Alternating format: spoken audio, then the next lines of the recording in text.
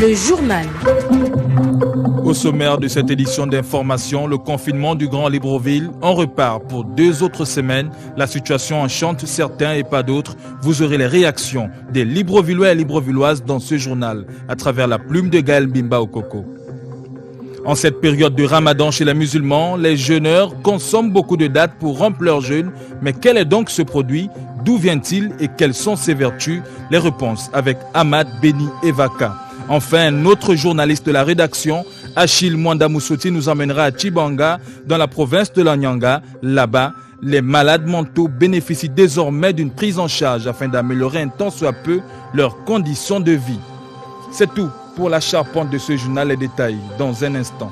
Le saviez-vous? Il existe des gestes simples à connaître pour empêcher la propagation du coronavirus. On les appelle les gestes barrières. Quels sont-ils?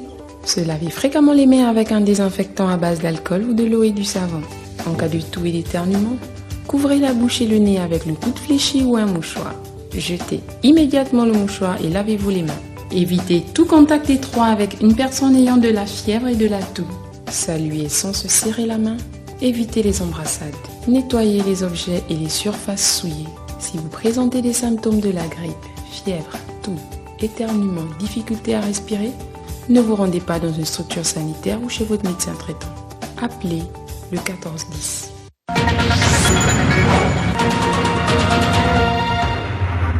Bienvenue à cette édition d'information et bon confort d'écoute. 15 jours après le confinement du Grand Libreville, le gouvernement annonce une prolongation de 15 autres jours afin de limiter et de maîtriser l'évolution de la pandémie à coronavirus. Les avis divergent à Libreville et ses environs. Suite à cette prolongation, les réactions des populations dans ce constat de Gaël Mbimba Okoko. Le prolongement du confinement total du Grand Libreville, qui était prévisible au regard de l'augmentation des cas testés positifs au Covid-19 au Gabon, est salué par certains Librevillois. Je voudrais dire que c'est une bonne initiative, vu les nombres de cas qui s'ajoutent chaque jour. Ils ont décidé de proroger, peut-être parce qu'ils estiment que la maladie y est et il faut tout faire pour l'éradiquer. C'est vrai que c'est difficile, mais on n'a pas le choix. Avec un chiffre de contaminés qui tend vers les 200 cas, l'expérience du premier confinement aurait été contraignante pour une autre frange de la population du Grand Libreville. Moi, j'aimerais que ça soit un confinement partiel, parce que général, là, honnêtement, nous ne sommes pas habitués à ça. Ça nous étouffe à la maison, on ne sait même plus quoi faire. Si on n'a pas de connexion, on s'ennuie. Peu importe les mesures, la dure, qu'on fasse, on s'en sort. Nous sommes des hommes. Ça, on est nés pour survivre. Moi, ça me plaît pas, c'est fatigant. Je reste à la maison. Mais entre l'urgence de limiter les mouvements des personnes et des véhicules pour freiner la propagation du nouveau coronavirus et la nécessité de respecter et d'appliquer sans discrimination aucune les mesures d'accompagnement annoncées par le président de la République, cette catégorie des confinés est formelle. Confinement, oui, mais banque alimentaire à tous aussi. Il faut juste que le gouvernement puisse prendre les mesures d'accompagnement, c'est-à-dire mettre en œuvre tout ce qu'il faut pour éviter que les populations économiquement faibles puissent en pâtir.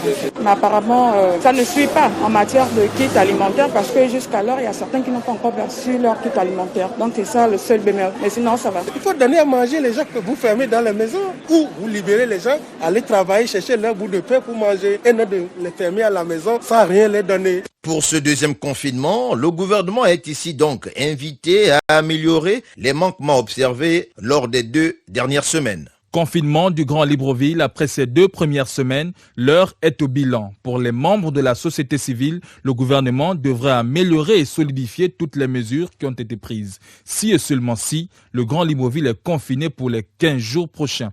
Nick Jocelyn Fouba. C'est un véritable ennemi ce virus. Et l'humanité se souviendra de l'époque que nous traversons présentement. Le gouvernement que dirige Julien Korobekale vient de bénéficier du Parlement d'une rallonge de 15 jours par rapport à l'état d'urgence décrété. 15 jours avant. Pour le secrétaire général adjoint 1 de la COSIGA, par ailleurs président du syndicat des agents de la CNSS, Louis Jocelyn Goman, le gouvernement devrait d'abord faire le bilan des 2 premières semaines. Si on prolonge une période d'état d'urgence, ça veut dire qu'il y a quelques soucis avec la première période. On aimerait savoir quelles sont les motivations qui ont amené le gouvernement à adopter cette posture. Parce que je voudrais rappeler que les mêmes causes produisent les mêmes effets. On aurait quand même voulu savoir quels sont les éléments qui ont été positifs et négatifs dans le premier déploiement. Toutes les mesures barrières ne sont plus du tout respectées, notamment la mesure de distanciation qui n'est plus tout à fait respectée. Les gens sont entassés et le risque, donc, il est à 200% d'être contaminé. Et partant de ça, je suis d'autant plus inquiet de constater qu'il y a sérieusement à ce niveau des problèmes, il y a des choses à corriger. Le Gabon a largement dépassé la barre des 100 cas confirmés au Covid-19, mais le peuple est actuellement en confinement. Pierre Minsa, président de la Confédération Machette syndicale des travailleurs vaillants, pense que le gouvernement doit également faire le bilan des 2 premières semaines. La première semaine, 1 sur 20, honnêtement. La deuxième semaine, et si on dit aujourd'hui, je pourrais donner une note de 5,5 sur 20. Ça veut dire qu'on n'a pas atteint la moyenne. On ne peut pas atteindre la moyenne parce qu'il y a des insuffisances à tous les niveaux. Les premières insuffisances, c'est quand les équipes arrivent sur le terrain. Les équipes ont d'autres instructions qu'elles reçoivent en dehors de celles de Madame le ministre, des instructions fabriquées. Quand ces équipes arrivent sur le terrain, prennent un quartier comme Kingele. Heureusement que Madame le ministre a arrosé Kingele et son directeur de cabinet. Prenons les autres quartiers, Sotega. Madame le ministre n'a jamais dit aux équipes qui sont sur le terrain de choisir les maisons. Elle a dit, je cite, vous faites porte à porte. Monsieur le Premier ministre a dit, vous faites porte à porte. Le président de la République a dit, aucun Gabonais ne sera laissé pour compte. Quand on parle de la carte de la GNAM-JS, c'est encore là une donnée fausse. Malgré les limites, le respect des mesures barrières est une obligation pour freiner le coronavirus dans notre pays. En cette période de confinement du Grand Libreville, 2 semaines après, les mesures barrières ont du mal à être respectées dans certains quartiers. Notre reporter Edgar Kaba assista à une scène de bousculade à Cocotier où un semi-remorque de livraison de boissons crée des agitations et des attroupements sans respect des mesures barrières. Compte rendu. Les rues étaient bondées de monde ce jour. L'heure était à la bousculade sans respect des mesures barrières. Autour de l'achat, des casiers de boissons de toutes sortes. Face à un camion de livraison qui se faisait très rare. Du côté de Cocotier, dans le 2e arrondissement de la commune de Libreville. Les bruits de casiers et bouteilles se faisaient entendre des heures durant. Là-bas, un engouement que certains tentent de justifier.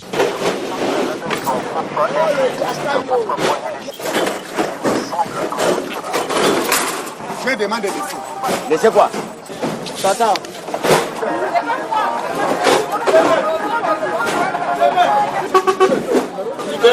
Tu vas arriver pour toi. Oui, tu vas arriver la voiture. Vous allez là, vous le descendez là. Le casier, c'est un dépôt. Lui, il livre la boisson parce qu'il a l'autorisation de l'État. Parce qu'on disait que toute activité commerciale, surtout sur la vente de boissons, était censée fermer. Mais lui, s'il arrive à distribuer la boisson, c'est parce qu'il a eu une autorisation. C'était donc le film sonore de l'ambiance qui avait prévalu au quartier Cocotier, au passage ou à la lueur d'un camion de livraison de boissons de toutes sortes. Cap dans le septentrion où la lutte contre la Covid-19 dans la province du Wollentem, plus précisément à Oyem, se poursuit, sauf que certaines personnes ne respectent toujours pas les mesures barrières. Pour ces dernières, le virus n'est pas une réalité vu qu'aucun cas n'a été présenté dans les médias. Voici le reportage de Yolande Tsamban Tontoum, notre correspondante dans la localité. À beau chasser le naturel, il revient toujours au galop, malgré les campagnes de sensibilisation sur le respect des gestes barrières, sur le terrain, à la radio et même l'opération de désinfection des lieux publics et privés de la commune d'Oyem, initiée par l'équipe municipale. Il est triste de constater que certaines personnes ne croient toujours pas à l'existence de cette maladie. On a montré un billet. Ici au galon, tu as montré quelqu'un en direct, voilà le cas de celui qui est mort à machin. On dit seulement la bouche. La santé de quoi? La santé, c'est quand il y a la maladie ici. Si la maladie là, c'est malade.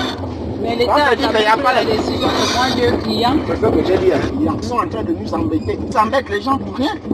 Ils embêtent les gens pour rien. Je viens faire la plaie de la voiture. À Oyem, on observe un relâchement de l'application de certains gestes barrières dans les véhicules à usage taxi ou clando. Le nombre requis des passagers est bel et bien respecté. Mais néanmoins, on déplore la hausse du tarif qui a été multiplié par 2. Une situation qui pénalise les populations en cette période de crise sanitaire et économique. Lorsqu'on sait que les activités ont été fortement réduites et que les populations ne se déplacent que par nécessité. Vivement que cette crise mondiale ne soit plus qu'un mauvais souvenir, mais en attendant, serons-nous l'écoute pour gagner la lutte contre l'ennemi invisible. Oyem pour Radio Gabon, la référence, Yolande Ntambatutu. Après EM, escale Antoum dans le cadre de la lutte contre la Covid-19 en cette période de confinement du Grand Libreville.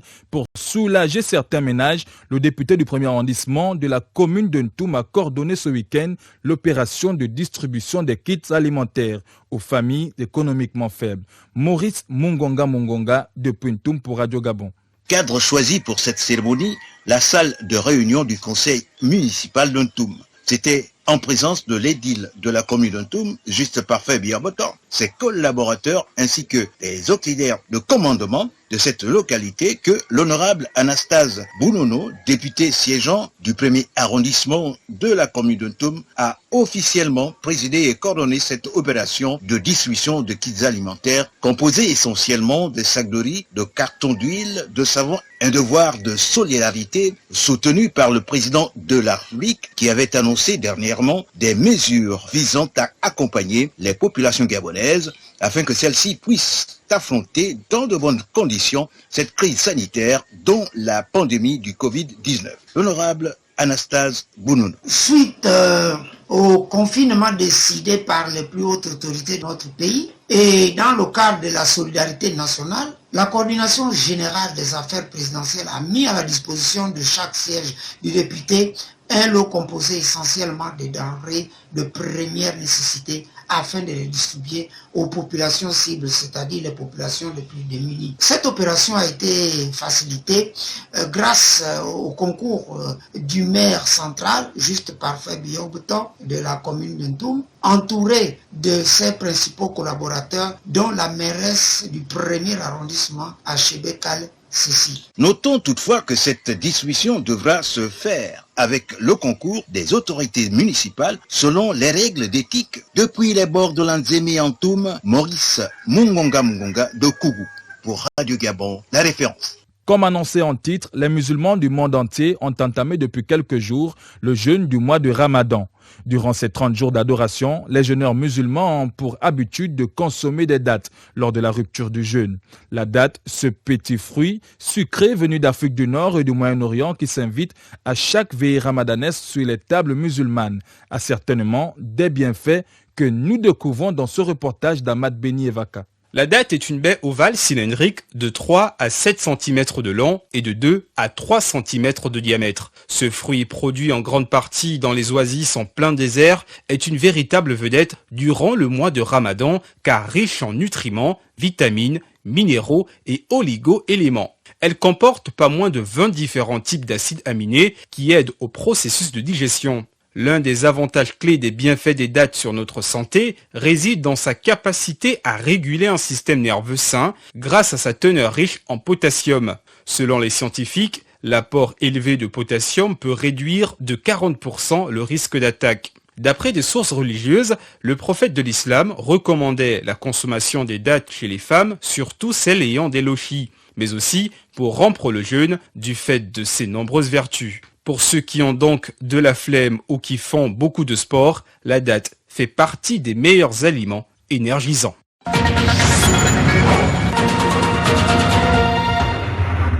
Le ministre de l'Agriculture et de l'Élevage vient d'effectuer une visite sur les sites de Meyoké et Eboro dans le département d'Untem au nord du Gabon.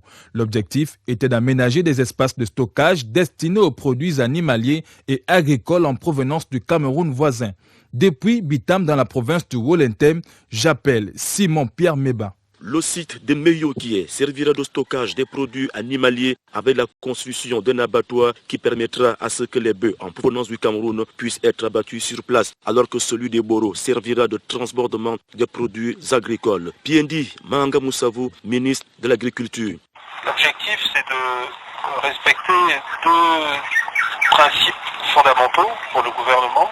D'abord, assurer la sécurité sanitaire ici à Eboro, éviter que la mesure de restriction qui a été décidée par le gouvernement de fermeture de la frontière ne soit violée pour des raisons pratiques. Et surtout faire en sorte que nous puissions assurer la fluidité des échanges sous-régionaux entre notamment le Gabon et le Cameroun. Le poste de frontière d'Eboro revêt une importance stratégique pour nous à cet égard, tout comme le poste frontière de Meyoké.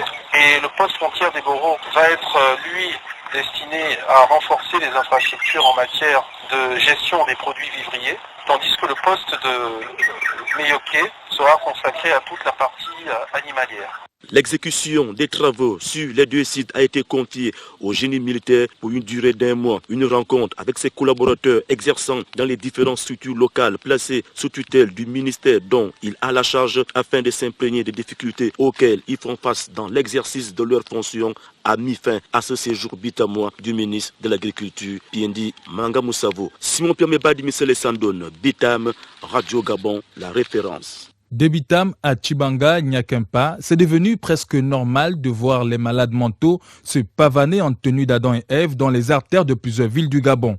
Pour tenter de freiner ce spectacle, à Tchibanga, justement, la mairie lance une opération de suivi, d'assistance et de prise en charge de cette catégorie de personnes souvent stigmatisées, voire même discriminées. L'objectif principal étant d'améliorer leurs conditions de vie. Achille Mwanda Moussoti nous en parle un peu plus. La prise en charge des malades mentaux, une urgence pour les autorités municipales de Tchibanga qui, sur instruction du gouverneur de la province de la Nyanga, Christian Leka, viennent de mettre en place une politique de gestion de ses compatriotes qui exhibent allègrement leur partie intime en plein centre-ville et représentent parfois un danger public. Jean-Charles Yembi, le maire de Tchibanga. Nous partons d'abord du principe que ces malades mentaux jouissent des mêmes droits que tous les autres citoyens. Et que par conséquent, nous en tant que pouvoir public, en tant que collectivité locale, nous devons donc de nous joindre au secteur spécialisé, tel donc la santé, pour leur offrir des soins. Ceci pour normalement rechercher un équilibre socio-sanitaire. Aujourd'hui, c'est toute une équipe que nous avons mise en place pour localiser, identifier et discuter avec les parents de malades, identifier les malades eux-mêmes, et faire en sorte que tout le monde participe à l'administration de ces soins. Cette opération de prise en charge des malades mentaux bénéficie de l'appui technique des personnels de santé de la direction régionale et de l'hôpital Benjamin Goubou de Tchibanga. Odile Mungonga, infirmière d'État en santé mentale, sur la prescription des soins. La maladie mentale, c'est une maladie de longue durée, une durée indéterminée. Et les médicaments qu'on administre à nos malades, on sait quel est l'effet que ça fait. Donc on va les observer au fur et à mesure. Tous n'ont pas la même maladie. Mais comme on ne peut pas poser un diagnostic précis, on a préféré les injecter, leur donner le traitement de la rue, c'est-à-dire un traitement retard. Et au fur et à mesure qu'on avance, c'est là où on découvre que celui-là c'est un schizophrène, lui-là c'est une psychose chronique. Et déjà, on ne peut même plus parler de bouffée délirante parce que c'est des malades qui déambulent depuis longtemps, donc on les classe dans le tableau des schizophrènes. Les déficients mentaux sont encore stigmatisés sous nos cieux, au regard parfois de la démission parentale. Pourtant, ils sont des citoyens à part entière. Il est donc impérieux que l'action de la mairie de Tchibanga fasse école, car l'unique hôpital psychiatrique logé à Mélène semble être plongé dans une léthargie. Justement, Achille Mwanda Moussoti, la mairie de Tchibanga entend pérenniser son opération de prise en charge des malades mentaux, lesquels bénéficieront d'un suivi par des professionnels de santé. Écoutons à cet effet Jean-Charles Yembi, maire central de Tchibanga. Nous avons débuté notre opération avec 6 malades que nous avons pensé présenter des signes de gravité de la maladie. Nous les avons donc récupérés, nous leur avons prodigué des soins. Mais il faut se dire que cette première phase doit être relayée par une seconde. C'est une action qui serait normalement pérenne à l'intervalle d'1 mois, qu'à chaque fois ils doivent être revus par le personnel médical. Donc ce serait un cycle et nous devions donc à chaque fois revenir pour évaluer la progression donc des soins qu'ils doivent donc eux recevoir, comment est-ce qu'ils agissent, ainsi de suite. À l'instant, Jean-Charles Yembi, maire de Tchibanga, joint au téléphone par Achille Mwanda Moussoti. Célébration ce 26 avril 2020 de la Journée internationale de la propriété intellectuelle pour les membres de l'Association gabonaise pour la promotion de l'invention et de l'innovation technologique. L'État doit soutenir les projets des nationaux dans ce domaine. Nick Jocelyn Fouba. En dédiant cette journée aux acteurs de l'œuvre de l'esprit, la communauté internationale a décidé de soutenir ces derniers. Au Gabon, malgré les difficultés qu'ils rencontrent, les membres de l'Association gabonaise pour la promotion de l'invention et de l'innovation technologique poursuivent leurs activités en toute quiétude. Bembangoy Madouma, c'est le secrétaire général de cette organisation. Le président de cette association, c'est une de nos métiers, le professeur Jean-Noël Gassita, qui, dans le domaine de la pharmacie des médicaments, a plusieurs inventions de médicaments. Votre serviteur, en termes de contribution en dehors de l'agroalimentaire, j'ai une contribution qu'on appelle la culotte préservative dans la lutte contre le VIH, par exemple, la prévention des IST et tout. Il s'agit d'un produit qui a été présenté officiellement en 2002, qui a été pourtant bien reçu par les politiques, mais qui malheureusement est resté au stade, effectivement, du projet, simplement parce que on n'a pas eu le soutien nécessaire pour le faire avancer. Vous avez une autre sommité de saint professeur Donatien Mabongo qui nous a laissé l'immunorex, qui est un médicament qui effectivement stimule le système immunitaire. Aujourd'hui, on parle d'immunothérapie. Donc, plutôt que d'attendre effectivement que les autres fassent leurs tests en termes de transfusion de plasma, entre autres, on a déjà un produit qui est effectivement prêt à la commercialisation, mais qui malheureusement a été confronté, je ne sais pas, à la fois pessimiste de certains. La célébration de la journée internationale de la propriété intellectuelle est passée sans faire de bruit, c'est-à-dire sous silence. Mais pour les acteurs de l'œuvre de l'esprit, c'est une grande journée. C'est l'occasion pour nous effectivement de rappeler l'importance d'abord effectivement de la créativité d'une part, et de sa capacité à trouver des solutions aux problèmes auxquels nous sommes confrontés tous les jours, parce que grâce à la créativité des uns et des autres, effectivement, notre vie est davantage simplifiée avec, voyez, le téléphone, là on est en train de communiquer, mais c'est grâce également à la magie d'un créateur. Et donc, par rapport au contexte actuel, par exemple, on a plusieurs contributions dans le domaine de l'agroalimentaire, dans le domaine de la santé également, et donc c'est un peu ces éléments-là que nous devrons apporter à la connaissance des uns et des autres. En venant à la maison Georges Raouri, siège de la radio nationale, Bembangoy Madouma avait dans son sac un bâton de manioc bien conditionné et protégé. La durée de conservation est estimée entre 3 et 2 ans. C'est le fruit de son travail.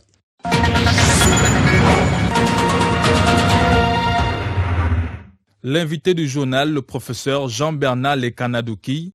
La communauté internationale vient de célébrer la journée mondiale de la lutte contre le paludisme.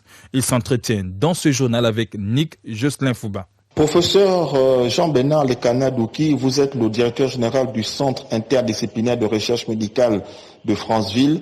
Le 25 avril, la communauté internationale a célébré la journée mondiale de lutte contre le paludisme. Est-ce que le paludisme est encore un sérieux problème de santé publique ? Le paludisme est encore un sérieux problème de santé publique majeur. C'est-à-dire que le dernier rapport de l'OMS indique qu'en 2018, le paludisme a été à l'origine de 405 000 décès, principalement des décès des enfants vivant en Afrique subsaharienne. Ce chiffre indique qu'il y a donc un décès dû au paludisme chaque 2 minutes. Toutes les 2 minutes, on observe un décès dû au paludisme. Professeur, vous pensez que la communauté internationale doit encore se mobiliser pour cette maladie ? Cette mobilisation doit être maintenue. Il faudrait s'engager davantage pour encore réduire de façon significative le poids du paludisme. Les États doivent s'engager, les individus doivent s'engager, et d'ailleurs, le slogan de cette année est « Zéro paludisme, je m'engage ». Engageons-nous donc pour voir le paludisme reculer davantage. Engageons-nous donc pour atteindre l'élimination, voire l'éradication du paludisme. Le paludisme tue beaucoup de personnes dans le monde.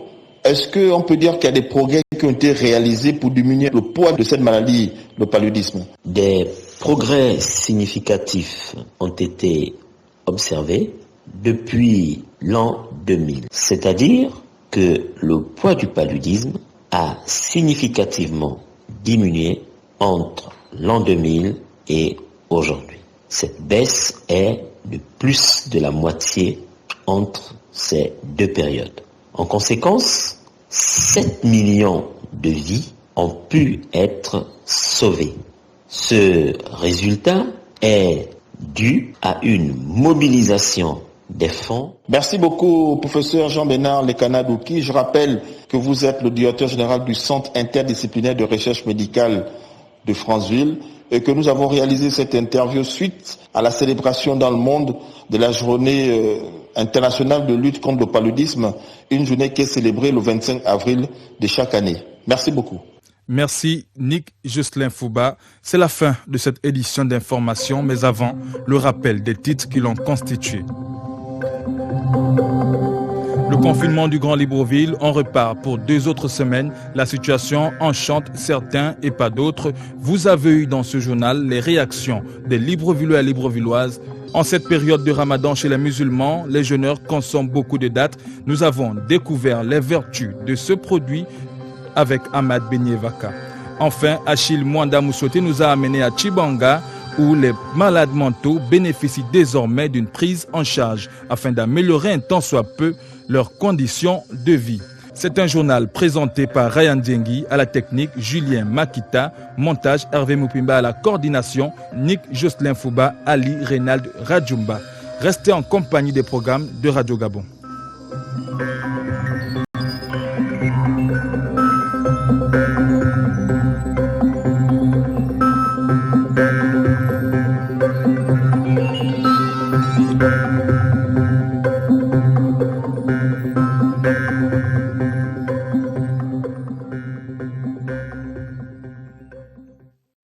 Vous êtes câblé sur Radio Gabon émettant de Libreville, 88.7, 96.5 FM. Où que vous soyez, nous sommes avec vous.